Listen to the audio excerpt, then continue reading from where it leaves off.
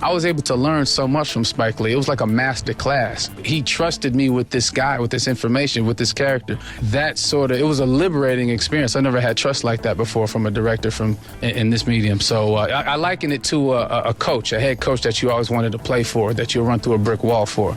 The first couple months, like, Spike didn't even let me talk to him. He didn't give me a number or nothing. So I was just doing all on my own from the book, obviously, and then you know, just online stuff and stuff I can see on YouTube or whatever. But really, what I started to get into was the music. I rid myself of all hip hop and R&B.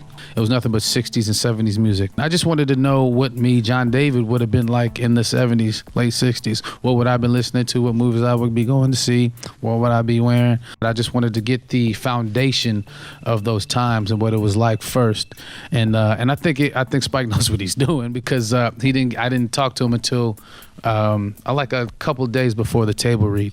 And it didn't, you know, and he kept saying he's not the Bible, John David, he's not the Bible. In other words, you don't trust your instincts.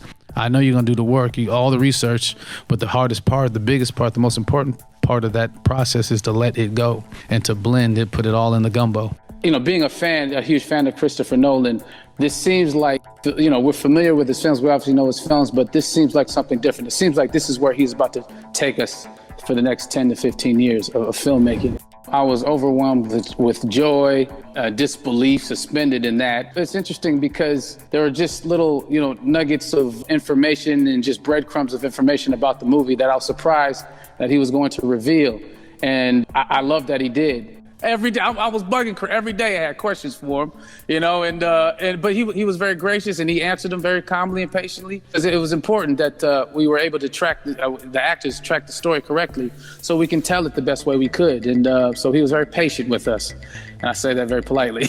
Yeah, we were there from, you know, Tallinn, Estonia, to Mumbai, India, Amalfi Coast, Copenhagen, and to me, it just gives the film so many different personalities. There's an international environment that's set with these characters that they're placed in, and you know what you saw is where we were. It's not green screened. You know, we had some cameras out there, and we filmed it sort of in these interesting sort of alien-like looking, planet-looking places as well. So it was which gave me more motivation to like give it my all, because of the set pieces and where we are, and we're so detailed and specific to the story that we're trying to tell.